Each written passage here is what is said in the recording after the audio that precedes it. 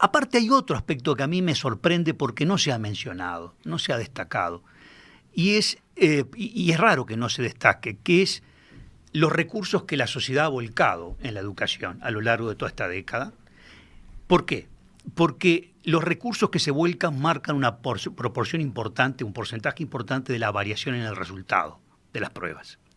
Es decir, si tú tenés un sistema educativo que no es una regla, tú te encontrás Singapur que calificó en el más alto y sin embargo promedialmente tiene los ingresos que vuelca a la educación son inferiores que otros países europeos.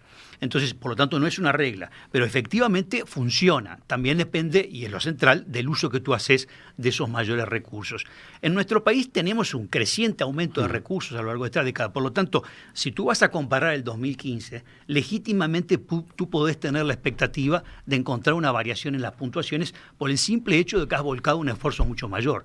En caso contrario, caes en una situación de decir, tengo los mismos puntajes que en instancias pasadas, pero más caros. Es decir, tengo los mismos resultados en materia de logros educativos, pero me salen más caros. Y eso no es lo deseable. Esto no es un ataque a volcar recursos. Por el contrario, considero que los recursos en la educación son bien invertidos en la medida que sean bien invertidos. Sí, y sin embargo la conclusión que se puede sacar entonces, la conclusión que después fue quedando a lo largo de la semana es, en definitiva, estamos casi que estancados, ¿no? Estamos en un cierto nivel del cual no nos movemos. Exacto. Lo bueno, entre comillas, de la última medición es que no volvimos a caer, que existió el temor con la medición 2012 de que se estuviera iniciando un periodo de profundización de la crisis, ¿no? Eso no ocurrió, no. Pero no tuvimos una mejora. Exacto. Esa es la verdad del panorama. Es decir, dados los puntajes, una vez que los ajustás, nosotros no retrocedimos y no avanzamos, quedamos estacionados. Por lo tanto, estamos igual que antes. Y estamos igual que en las varias mediciones anteriores. En definitiva, no hay cambios sustantivos desde que Uruguay está en las pruebas PISA. Exactamente, no lo hay. Y tenemos un problema muy serio, independientemente de que hay una variación que habrá que ver una vez que se hagan las correcciones del caso, para todo el alumnado, todos los estudiantes que están ubicados por debajo del nivel básico, del nivel 2, el denominado umbral de alfabetización. Nosotros ahí tenemos un problema muy crítico en nuestro país porque tenemos, en el caso de matemática que tú mencionabas, tenemos el 52% de los estudiantes que están ubicados por debajo de este nivel 2, de este nivel básico. Es decir, no están en condiciones de poder seguir aprendiendo. Y allí hay una de las primeras lecciones que se sacan y es la necesaria transformación sustancial que hay que hacer en el marco curricular de lo que es la educación media. Yo creo que hay una sobrecarga curricular en la educación media, hay ciertas asignaturas claves que hay que fortalecerlas, hay que reforzarlas, y hay otras, hay que dejar un abanico importante de libre opción para que el estudiante, para levantar la motivación.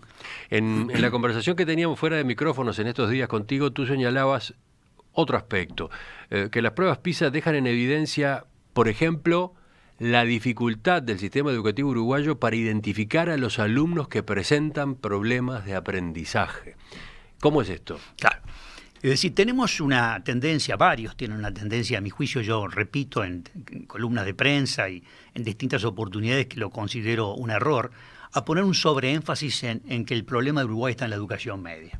Nadie va a discutir eso, porque es cierto, tenemos un problema crítico y muy serio en la educación media. Pero de tanto repetirlo, se olvida de todo lo de secuencial y acumulativo que tiene la enseñanza-aprendizaje y cuántas cosas provienen de los niveles previos. Es decir, si cargas una mochila pesada cuando llegas a las puertas de la educación media, te vas a encontrar con una realidad que de sorpresa no tiene nada. Hay cosas que son de lo más curiosas. Tú mirás la tasa de repetición en sexto año de escuela y mirás la tasa de repetición en primer año de liceo y son los mismos, con una diferencia de meses. Entonces ahora la explicación que se pretende dar es que, bueno, ahora pasaron a tener varios profesores con una sobrecarga de materias y demás, cosa que estuvo toda la vida. Por lo tanto, hay que entender que, en definitiva, hay muchas cosas, el perfil de egreso, las condiciones en las que egresan de la educación primaria, deja muchísimo que desear, tanto en la comprensión lectora como en el razonamiento lógico-matemático. ¿Cómo se reparten las responsabilidades entre secundaria y primaria en este problema? Claro, lo que hay que entender es que las responsabilidades existen en todos los niveles y que es un error no ver esto como un sistema. El gran problema es que nosotros no tenemos un sistema, tenemos como compartimentos estancos, funcionan de manera, falta un hilo conductor que una a todos los sistemas y que los entienda como una realidad, que los esfuerzos en un nivel tienen impacto en subsiguientes niveles. Se está trabajando en esta dirección que tú recién anotabas. Primaria está elaborando los perfiles de egreso, etcétera, ¿no? Exacto, tiene perfiles de egreso ahora para tercer año y para sexto año. Sí. Pero lo más curioso es que si tú aplicaras los perfiles de egreso en pruebas concretas y entendés, porque para eso los denominás perfiles de egreso, entendés que los alumnos tienen que cumplir con ese perfil de egreso, tienen que alcanzar esas metas curriculares, en realidad las tasas de repetición serían muchísimo más altas. Entonces, uno de los grandes problemas que nosotros tenemos, pensemos concretamente de lo que es, volviendo a PISA, la realidad de las muestras. PISA, en vez de razonar por grado educativo, razona por edad. Y va desde los 15 años y 3 meses a los 16 años y 2 meses. Ahí capta la población y tenés que estar adentro del sistema. Nosotros tenemos un 15% del estudiantado que no está en el sistema y son los que se fueron, por lo tanto son los más débiles. Si estuviese de estar en el sistema ese 15%, tendríamos un promedio mucho más bajo que el que tenemos en el resultado final. Pero aparte de eso, un 60% está en lo que se llama grado modal, que es el cuarto año del liceo, el primer año del bachillerato. Y el resto se distribuye entre tercero del liceo, segundo del liceo y primero del liceo, un 40%. Es decir, tenemos una extraedad y tenemos un rezago muy grande, y eso te genera un problema muy importante, porque en definitiva, y de hecho lo ves en las puntuaciones diferenciales que alcanzan, la distancia que separa desde el tercero del liceo al cuarto del liceo es muy grande en el puntaje PISA. ¿Y cómo se explica esto? Entre otras cosas se explican por lo que técnicamente se llama en psicometría validez de contenido de las pruebas. Si tú estás aplicándole a alumnos, les haces preguntas de algo que nunca vieron, si bien PISA, a diferencia de lo que es lo curricular, tiene la aplicación del conocimiento, más que saber si sabes hacer cálculos matemáticos, le interesa saber si sabes qué hacer con las matemáticas en el mundo real, si sabes resolver problemas del mundo real con el razonamiento numérico matemático. Lo cierto es que tú no pensás en el vacío, tú no podés aplicar conocimientos si no tenés ciertos contenidos de conocimiento adquiridos. Y los años previos no los tienen.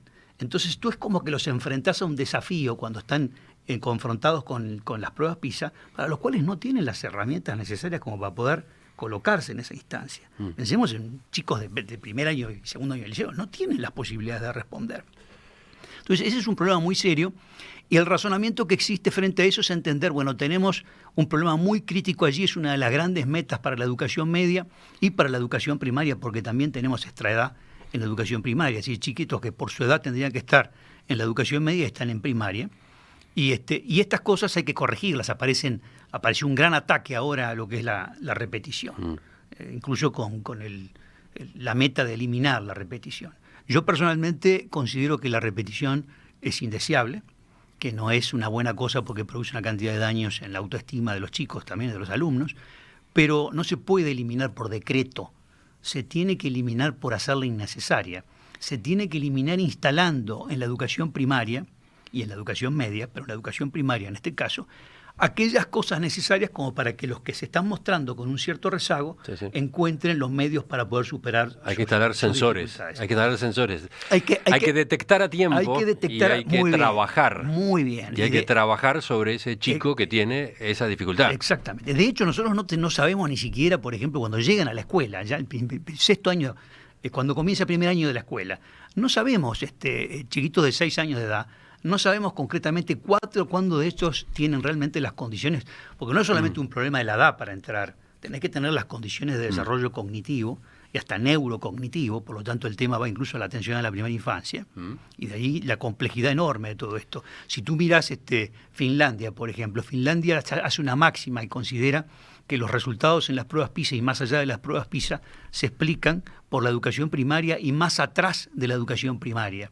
Es decir, entiende en consecuencia que intervenir a tiempo para evitar el rezago da un rédito mayor que intentar cuando llegaste a las puertas del liceo ver si les pones parches para que puedan seguir adelante.